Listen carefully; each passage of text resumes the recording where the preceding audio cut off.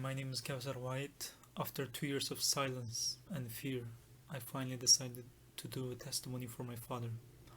Let me tell you a little bit about my background and the largest concentration camp since Nazi Germany. I'm ethnically Uyghur. Uyghur is one of the Turkic ethnic groups, just like Uzbeks, Kyrgyz, and Kazakhs. The language I speak, which is also called Uyghur, is very similar to Turkish. However, for past 70 years, we have been part of China. Historically, we have never been part of China. That's why they have been trying so hard to assimilate us for decades. Growing up, I was not allowed to go to mosque, and I witnessed how education system and social structure changed over time. In recent 2-3 years, they have stepped up to crack down even further in the name of stability and start locking up millions of people arbitrarily in these facilities that they call re-education camps. People can be locked up for being abroad, having relatives abroad, or simply using WhatsApp on your phone.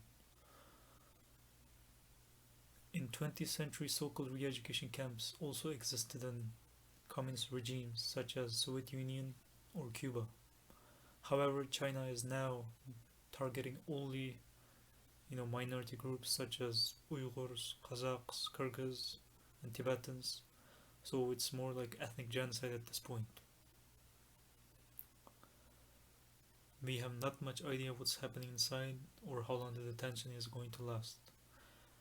The few lucky survivors that are abroad testified that physical and spiritual torture is very common in these camps.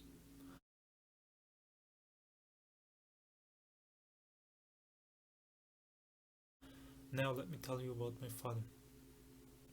My father's name is White Umar. He's 49-year-old.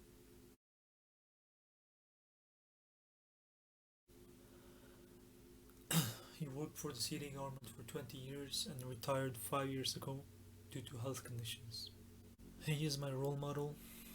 He taught me addition, multiplication, division, subtraction, even before the first grade. That could be why I was so good at math all the way until college. Also, with my father's support, I was able to go abroad and study. Since I was a kid, I would always ask advice from my father before making any big decision. However, everything changed since that day. On July 16th, 2017, he disappeared. It turns out he was taken to one of those camps by police. Thinking it was going to be temporary, my mom did not tell me in the beginning. Later on, I found out from my cousins. Of course, she did not know it was going to last for almost 2 years. It was devastating for me, but more so for my mother, who had to take care of my 2 siblings along with her full-time job. My father has been released on April 18th, 2019, almost after 2 years. However, I have no clue what he had gone through. I cannot ask about his experience on the phone. I can occasionally call him on WeChat, but I can only talk to him as if nothing happened, as if everything is normal. Based on some conversation with my sister, I figured my father's health conditions got much worse. He is constantly having headache and having high blood pressure. China has to be held accountable for such extreme human rights violation acts. For me, it has also been very rough. It was during the second half of my college.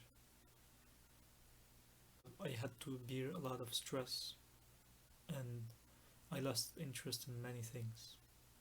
I have been trying to stay strong and positive for him.